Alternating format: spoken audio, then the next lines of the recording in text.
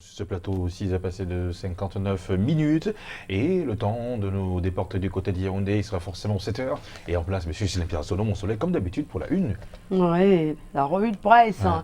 la une de tous les quotidiens et autres journaux paraissant dans la capitale politique camerounaise. Monsieur Ghislain Pierre Essonneau, qui a toujours le cœur enflammé de joie, nous avons le plaisir de vous passer le pouvoir. Bonjour monsieur.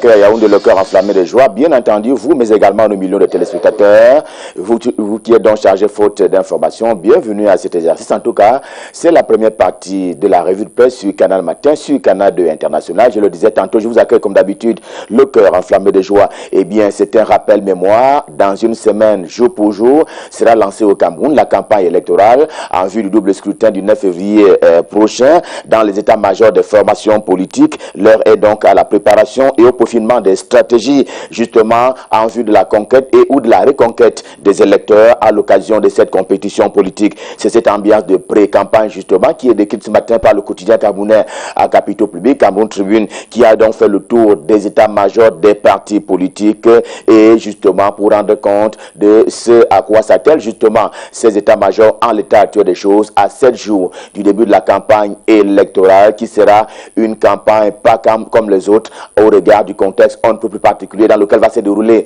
ce double scrutin le 9 février prochain pour ce qui est justement des municipales et des législatives, pour parler ainsi des élus de la nation et donc des députés, rien à voir avec le Sénat camerounais, et pour parler justement du Sénat qui retient par ailleurs l'attention du journal L'Orphelin édition de ce vendredi. Eh bien, il y a des questions qui reviennent de plus en plus depuis quelque temps. Eh bien, Marcel Nyandi Fenji, le président du Sénat, pourrait-il être secondé, si vous voulez, devrait-il connaître un successeur dans les heures, jours et mois à venir? La question se pose. Le journal pose justement, repose cette problématique de succession ce matin, car il y a comme des débats qui ont déjà cours de ce côté-là. Eh bien, Marcel Nyandi Fenji pourrait-il être remplacé par le sultan roi de Bamoun, Ibrahim Mbombo Njoya? C'est un peu ce qui est proposé par le journal ce matin en termes de scrutateur qui veut voir clair sur celui qui peut donc remplacer Marcel Nyandi Fenji, dont on dit qu'il a quelques soucis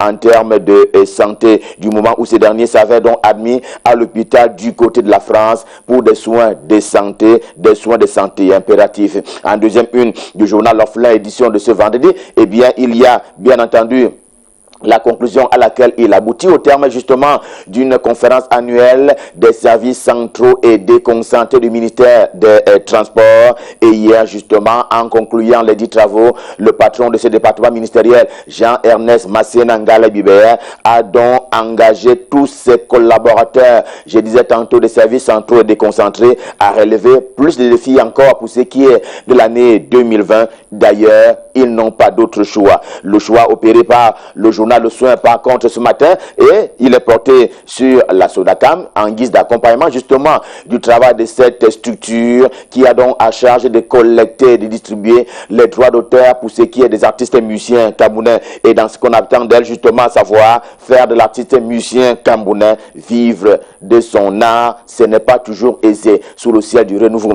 La note musicale étant que les artistes passent effectivement à la caisse, et c'est donc un zeste de réussite de la part de Sanfan Thomas et son équipe qui est à saluer ce matin par le journal Damang Mbianda, le journal qui va également avec une parenthèse ce matin, cette fois-là à propos justement de la presse qui est quelque peu en danger. En tout cas, le journal signale que son correspondant du côté de l'Académie, nous sommes dans la région de l'Est Cameroun, que ce correspondant-là est simplement en danger. Motif, il a été incarcéré sur ordre de Alex Miolo, c'est un sous-préfet de la localité, et il est bien, lui, dans sa tête pour parler du sous-préfet. Alerte donc à propos de ce correspondant du journal Le Soir qui est ainsi incarcéré. Revenons aux droits d'auteur dont on parlait tout à l'heure. Eh bien, si Le Soir se félicite de ce que les artistes passent à la caisse, tel n'est pas toujours le cas d'un certain nombre d'autres journaux, notamment Le Quotidien également en kiosque ce vendredi. Eh bien, le journal qui a constaté des mouvements d'humeur et des contestations qui ont été conduits à l'occasion par Lodou Marcelin, et lui, comme certains musiciens, ont simplement rejeté l'offre d'argent qui a été jugée insignifiante au regard justement des prestations d'un certain nombre d'artistes qui ne comprennent pas pourquoi il devrait gagner si peu après avoir produit tant. La une principale du quotidien, le quotidien édition de ce vendredi, eh bien, est sur les pas de Célestine Ketcha-Cortès. Eh bien, un an seulement qu'elle est ministre en charge de l'habitat et du développement urbain, le journal affirme qu'elle fait l'unanimité sur l'omniprésence, son omniprésence sur le terrain, notamment quand il s'agit de descendre sur le terrain, question de constater des faits qu'il faut par ailleurs et par la suite arranger, même si il est constaté par le journal que la route d'Nkolmessan, c'est une banlieue, que dis-je, un quartier de la cité capitale Yaoundé, eh bien, même si cette route-là reste un peu au travers de la gorge de Célestine Ketcha-Cortès, ministre en charge de l'habitat et du développement urbain. Elle qui justement les directives présidentielles sur lesquelles revient ce matin le mensuel Visa, aussi en kiosque ce jour, en tout cas, le mensuel en kiosque parle de renaissance du Cameroun via le discours de fin d'année qui a été prononcé comme traditionnellement par le président de la République le 31 décembre 2019. Eh bien, le fait nouveau étant par exemple, et il est relevé par le journal, le rappel de l'idée de démocratie ainsi comprise et implémentée par le renouveau. On parle justement de la démocratie apaisée. Qu'est-ce qu'il en est justement des nouveautés qui sont contenues dans ce discours présidentiel au point où le journal revient là-dessus ce matin. C'est donc à lire au terme d'un dossier social qui propose The Voice. C'est un journal camerounais d'expression anglaise. Le journal fait confiance à ces discours présidentiels, mais il n'oublie pas l'état mental dans lequel se trouvent des Camerounais dits anglophones. En tout cas, ce sont des Camerounais d'expression anglaise vivant essentiellement dans les régions du nord-ouest et du sud-ouest, dont certains ont vécu des atrocités du fait justement des bandes armées qui commettent des horreurs à Bamenda, à Bouya, avec tous les départements qui vont avec les deux régions suscitées. C'est d'ailleurs l'occasion pour le journal The Voice, édition de ce vendredi, de plaider pour une plus grande prise en charge, notamment des enfants, femmes et hommes qui ont vu ou assisté à des scènes d'horreur à l'occasion des actes inhumains qui ont justement été menés par les ambazoniens, entre guillemets, et précisément les séparatistes. C'est donc une plaidoirie que propose le journal The Voice, édition de ce vendredi, s'agissant de ces Camerounais qui sont quelque peu traumatisés en vertu de ce qu'ils ont vécu ou bien en vertu de ce qu'ils ont vu. Certains justement en termes des actes de destruction portaient sur les richesses et les biens. En tout cas, la question économique et financière est lourdement et régulièrement portée par le Premier ministre chef du gouvernement Joseph John Ngouté. Mais ce matin, vous le voyez, le quotidien, l'économie en kiosque, et il parle justement de l'économie, et le journal qui parle d'économie, question de retracer la venue au Cameroun justement du ministre tchadien en charge de l'économie et de la planification du développement, et il était donc en séjour au Cameroun en guise de visite, on va dire officielle. Issa Doubragne, c'est son nom, parie sur la vérité, celle qui doit donc permettre à son pays, le Tchad, de faire un bond en termes de construction des grandes infrastructures de son pays. Question d'avancer lui aussi le Tchad vers une émergence qui est escomptée à l'horizon 2020. Retour au Cameroun, le pays de Paul Biya, retour au pays natal, retour précisément à Saint-Mélima. Nous sommes dans le département du Djaïlobo, retour justement à Saint-Mélima qui est donc la capitale de ce département ministériel, en compagnie du quotidien de Gab, Georges-Alain Boyomo. J'ai nommé le quotidien Mutation, celui de la rue de l'aéroport. Suivons dans le guide avec le quotidien Mutation, très intéressé ce matin par la vie de l'hôpital de référence de Saint-Mélima, la ville haute. Il se peut que le dit hôpital soit malade de toutes les façons. Le quotidien Mutation lui a rendu visite. Il nous propose son carnet de route dans sa livraison on ne peut plus spéciale de ce vendredi. Carnet de route à venir cette fois-là côté éducation de base, où trône justement le professeur Etundi Ngoa avec Info Matin, le journal de Dieudonné Mveng, qui dresse un bilan d'ailleurs à mi-parcours de l'année scolaire 2019-2020, dont on sait qu'elle est en cours. L'agenda n'est pas celui du journal, mais celui du professeur Etundi Ngoa, je l'indiquais tantôt. Eh bien, c'est à l'occasion de la conférence sectorielle des services centraux et déconcentrés de ce département ministériel. Eh bien, le bilan à mi-parcours de l'année scolaire a donc été dressé, note affectée par le journal. Très bien, édition de ce jour. On va rester à l'école pas tout à fait ordinaire ces temps derniers, avec notamment une série de meurtres et autres assassinats qui sont recensés dans les établissements d'enseignement secondaire, précisément au Cameroun. On va rester à l'école, notre école qui fait donc face à des actes criminels. C'est ce que le quotidien Émergence, édition de ce vendredi, d'ailleurs, dans sa traditionnelle posture du vendredi, qui appelle donc à ce que les experts s'affrontent sur une question. Le journal appelle justement à se prononcer sur la montée en puissance de la violence en milieu scolaire. Il faut très rapidement arrêter l'hémorragie, mais par quels moyens? Charles Kung propose par exemple de contrôler la démocratie qui a été un peu trop libérée en faveur des enfants et des jeunes Camerounais, et pour parler des élèves, une démocratie multifacette de nos enfants. Une espèce d'action sociale est appelée à être menée ici et maintenant, rien et non, et de façon, on va dire, rapide et avec une certaine vivacité. Il en est ainsi du retour à l'école de la chicotte. En tout cas, c'est également une proposition d'un des experts qui s'affrontent dans le dossier du quotidien Émergence, édition de ce vendredi. On parlait tantôt de l'action sociale. Action sociale est justement un kiosque signé particulier. Son directeur de publication s'appelle Pauline Irène Nguene. Elle est ministre en charge des affaires sociales. Le magazine nous balade, vous allez le voir, nous balade donc dans les actions et activités de ce département ministériel au cœur de la lutte contre les souffrances, les inégalités. 75 pages pour dire ce qui a été fait et ce qui reste à faire. Eh bien, l'action sociale est donc en kiosque au même titre que mutation. Prenons à présent l'angle avec le quotidien L'Épervier, lui aussi en kiosque ce vendredi.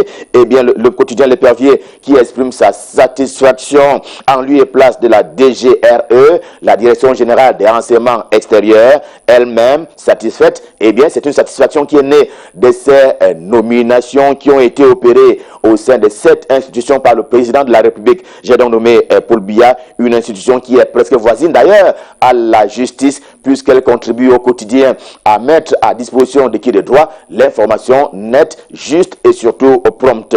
Investigation est également en cours. C'est le journal de Nyassa Soleil. Le journal a investigué par exemple sur l'affaire dite Mbia Nguene, du nom de l'ancien TPG, trésorier payeur général de la cité capitale Yaoundé, qui est aujourd'hui incarcéré. Il est donc en prison. Il y a plaidoirie au TCS, le tribunal criminel spécial et les avocats de la défense arrivent simplement à convaincre le TCS. En tout cas, c'est un son qui vient d'investigation, d'où dans l'embarras du tribunal sur cette affaire, justement celle de Mbia Nguene, qui lui aussi s'est prononcé dans les colonnes du journal ce matin. En tout cas, c'est le journal qui a recueilli ses propos au terme d'une récente audience. Il a dit qu'il y a deux types de prisonniers et lui, il fait partie des prisonniers qui regardent vers les étoiles, qui regardent vers le ciel, qui est donc plein d'espoir et d'espérance. On va terminer ce matin par le quotidien blessé, le journal d'Aman Mana, tout à fait triste ce vendredi, bien entendu après le décès de maître Sylvain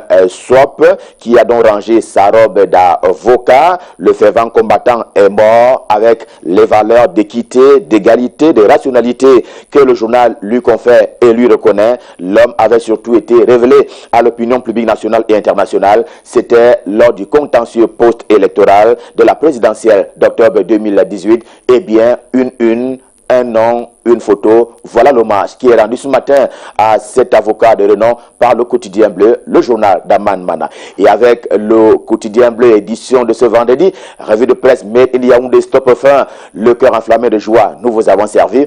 On prend rendez-vous pour lundi prochain quand il sera 7 h et nous serons dans les mêmes dispositions et prédispositions. Question de vous servir. Pour le moment, je vous propose de nous rendre du côté de Douala. Douala étant la capitale économique du Cameroun, pour aller à la rencontre de l'homme à l'adresse particulière. J'ai nommé Michael Chipkio pour la suite et la fin de la revue de presse. Bonjour Michael, c'est à vous à Douala. Bonjour Ghislain Pierre, et la suite à Douala avec le quotidien La Nouvelle Expression qui nous reparle de la Coupe d'Afrique des Nations 2021 au Cameroun et de cette sortie d'Ahmad, le président de la Confédération africaine de football, avant-hier à Yaoundé, à l'issue de cette réunion avec les membres du gouvernement du Cameroun, le Premier ministre également, et de cette annonce faisant état de ce que le Cameroun organisera bel et bien la CAN entre janvier et février 2021. Le journal de Séverin Tchouke conseille de nos points jubilés en ce moment, car un piège subsiste, des pièges subsistent encore sur le dossier Cameroun, au-delà du fait que l'on continue d'attendre une décision du comité exécutif de la Confédération africaine de football, instance habilitée à prendre les engagements de haut niveau. Il y a ce comité de suivi que le patron de la CAF a décidé de créer à côté de l'organisation de la 33e édition de la Coupe d'Afrique des Nations, et la nouvelle expression à travers l'Indovidio de constater que cet organe qui n'est pas statutaire et qui n'a pas souvent été créé à toutes les éditions de la CAN peut trahir le doute qui résiste dans les esprits à la Confédération africaine de football au sujet de la confiance que la CAF accorde au Cameroun pour l'organisation de cette compétition. C'est donc à lire en page 3 du journal La Nouvelle Expression en kiosque aujourd'hui, qui parle aussi de commémoration, hommage rendu donc à Ernest Ouandié, l'offre Orange, l'UPC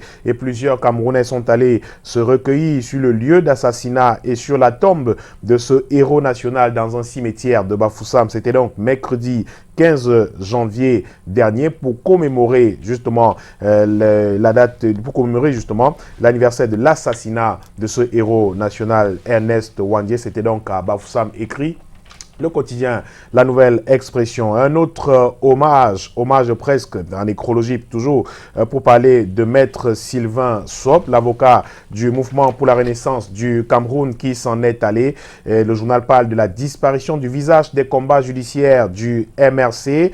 Le journal note que les circonstances du décès de l'avocat du MRC restent floues pour le moment. Aux dernières nouvelles en provenance du personnel soignant, il était prévu une opération sur son bras droit fracturé.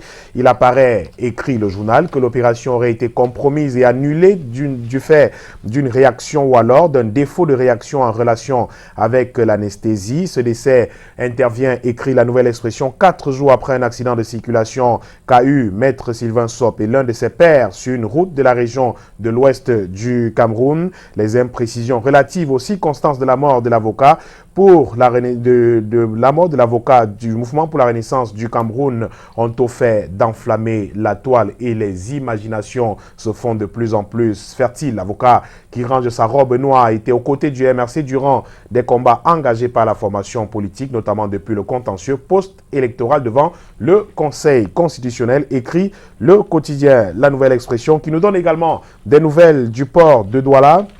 Du port de Douala, on assiste à une sorte de chasse aux sorcières. Une quarantaine d'ex-employés de la Douala International Terminal viennent d'être interdits d'accès à l'espace portuaire par le directeur général du port autonome de Douala. Que se passe-t-il exactement dans cet espace portuaire? La Nouvelle Expression nous apporte des réponses pour comprendre dans ses colonnes ce vendredi et donne également la parole à un autre acteur de cet espace portuaire, Gabriel Manibem, l'administrateur directeur général du GEPAC, donne son point de vue sur l'actualité du terminal à conteneurs du port autonome de Douala, et on peut lire dans l'entretien qu'il accorde au quotidien La Nouvelle Expression ce jour qu'il n'a pas de doute sur la réussite de la régie du terminal à conteneurs du port autonome de Douala en fonction depuis ce début de mois de janvier. Le quotidien Le Messager est également en kiosque ce jour et nous reparle à sa une de ce rapport effectivement de l'ONG Human Rights Watch au sujet des droits de l'homme dans notre pays, un rapport qui accable